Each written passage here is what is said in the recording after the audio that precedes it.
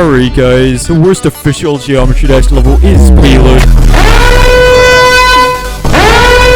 About half this level looks like this, so it's basically empty. No pads, no orbs, no coins, no bitches. It's just like copy pasted. The background pulses barely sync. The gameplay is really boring. These errors feel out of place. The only good thing about this is that it isn't even a full level. It is only 28 seconds of suffering, and because of that fun fact, you can fit 3.5 of these into Deadlock, so there's really nothing there. Also, it is the first level you play when opening GD World. Talk about a bad impression. Okay, I'll be honest, I forgot that like half of the Geometry Dash World levels even existed. Also, we're gonna speedrun it. Alright, beast mode. I hate this song.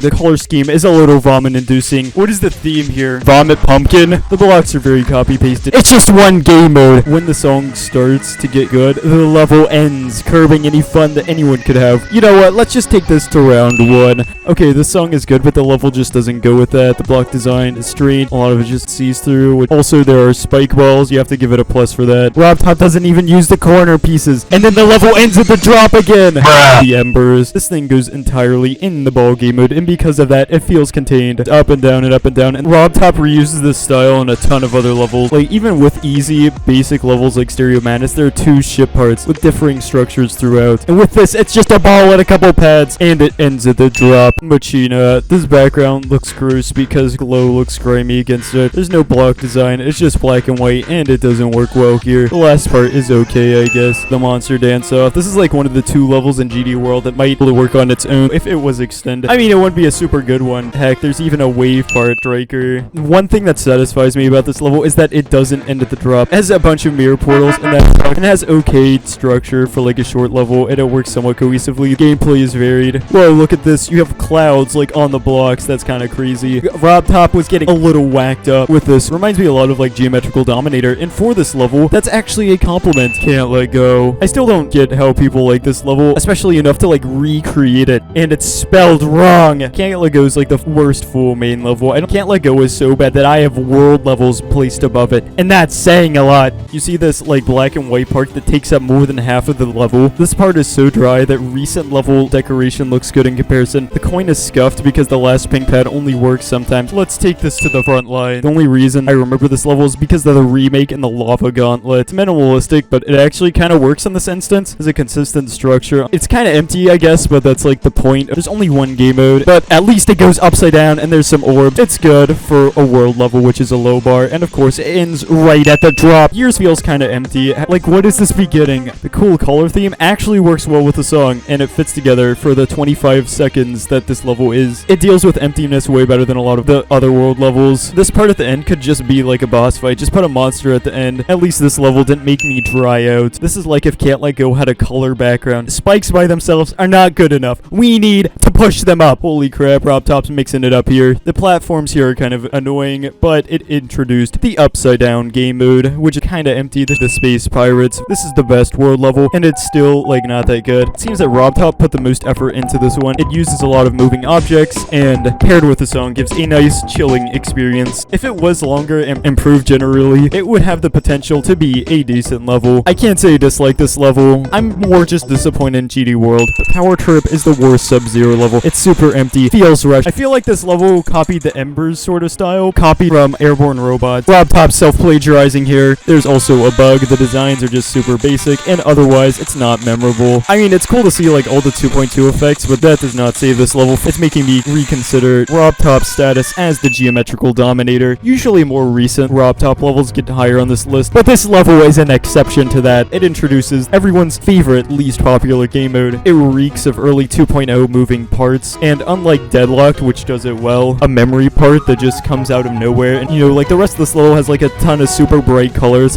Geometrical Dominator is such a weird mishmash, but at least there's something. And after looking at all this 2.0 stuff, it makes me want to take a little time machine. Okay, the first jump, you can literally hold and do this. When I first played it, I thought this was the right way to do it. One of the problems with this level is that it lacks the critical corner pieces necessary to function. It introduces the mirror portal, which sucks. Until you get to the end, the music for time machine is really weird. Rob Top, are you sure you selected the right song for this one? A lot of parts are just similar to Can't Let Go and Dry Out, but they have more decoration and a better structure, so that's what gets it up here. Poltergeist. This level introduces orbs, but apparently I just lied to you because these things aren't actually called orbs, they're called jump rings. You can also cheese this 4-spike thingy by tapping on it late enough, which is one of my favorite parts of this level. The song is really strange. Yeah, and because it's like a 1.0 level, it's kind of empty, and there's a weird black and white part, giving me like Can't Let Go flashback. Welcome to Clusterfuck. Okay, it's not that bad. No, what kind of goofy music is this? There's a bunch of spammy orb parts, you dodge a bunch of random stuff in the road during the ship part, kind of annoying. Well, at least the ending is somewhat satisfying. 2 cycles. It uses a lot of default block clumps, so it looks a bit like a reset level. It uses a bunch of mirror portals that don't really fit, has good structure, and is fun. Introduces the ball game mode, which is a pretty good one. It's like alright, I guess. But I remember back in the day, I hated this part where the ship goes up and down and up and knock 'em out. This song goes hard, and although it is kind of empty, it does a lot to show off what can be done in 2.2. Like, honestly, kind of hyped for that. This part is cinematic.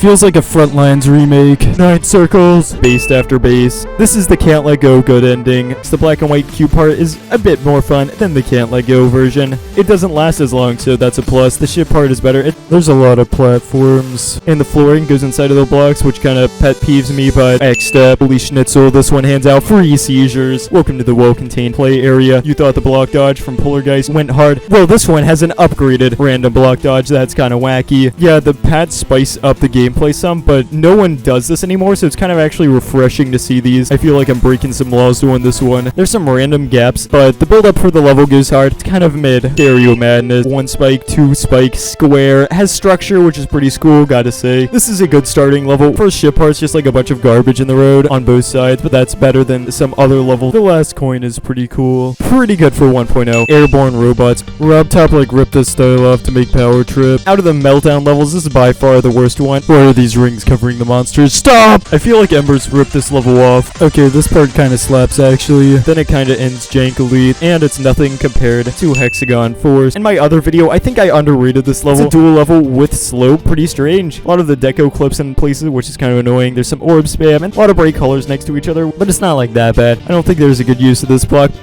Slope gameplay feels weird. Overall, pretty fun. Press start. This is Dan TDM's old intro to the level. If I think of Subzero, this is the level I think of. It has the problems of just being like empty and that sort of stuff. Oh crap, he's gonna get me. No! Oh crap, there's a boss fight in this one. You're gonna get extra bonus points for that one. Toe, also known as Theory of Estrogen. Are you top gang or bottom gang? This is a critical question. Personally, I prefer. It tries to go hard with UFO game mode, which is like impossible. Have fun doing that. But other than that, the level actually does succeed in going hard. It introduces the UFO with the mirror portal, and it's so exciting. And that memory part gets old after like the first time doing it, and there's even some clouds. Alright, let's get this back on track. It syncs well, it introduces paths, and does excellent job at that by trying to murder you. It would have been a better first level than Stereo Madness. And these platforms hovering over the spike stuff look a little weird, and the song has no good reason to go this hard. That's illegal. The ship part has something refreshing to it. Gotta like the structure here.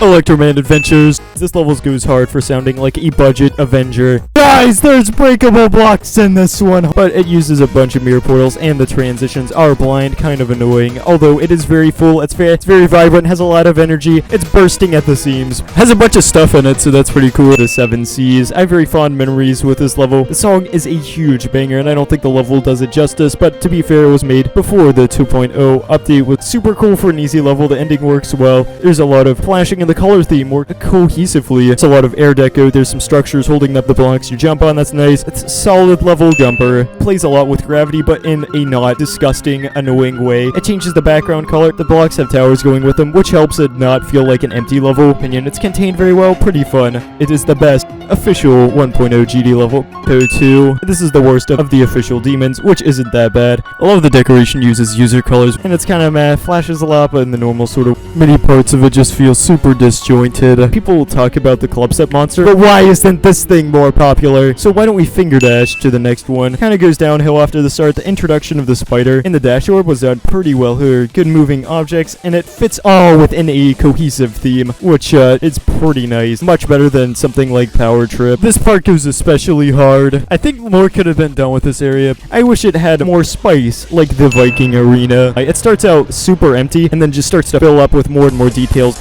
The level gets more and more intense, and then crescents at the end. The monsters flying over you, as well as the final chase go, make this level really stand out. The beginning is slow, but that matches very well with the song, and I think that uses moving object much better. It's everything you'd want and more from a 2.0 level. It beats a lot of the user 2.0 levels, which is pretty good. Deadlocked. 2.0 added a lot of new things, and this level seems to show them off very well, especially moving objects, which unlike Geometrical Dominator, were not used cancerously. The song was pretty cool and has a sort of slow burn. The background flashes, which helps the level appeal better. This first wave part is a huge difficulty spike. IMO. Kinda wish it wasn't as hard. Fair amount of air decoration, and it's also pretty long, so you have to get a plus for that. As the world's first boss fight, that's kinda crazy. Ah crap, looks like we're gonna have to do a little bit of blast processing. Good uses of background deco, and it also introduces the wave, also known as the best game mode. Nice air deco that makes it not feel empty, and song goes hard, and gameplay is just very fluid. You gotta love all of these guys just chilling around. The ending is super satisfying. Let's do some electrodynamics. This level starts out slow and gets progressively faster and uses seizure flashes surprisingly well. It has a lot of structure. There's a ton of air decoration everywhere. Transitions between game modes is super clean. It makes it incredibly fun to play. Super satisfying club step. Geometry Dash's first official demon. A lot of the background is flashing. Starts out kind of slow and boring, but upgrades and ends off high. Inspired a ton of classic hard levels. Even many of the top 1 extreme demons. Still think this level holds up. The club step monsters are a nice touch, spawning the hottest, toppest of Geometry Dash waifus. It's definitely one of the best main levels. Obviously, the best level is the challenge.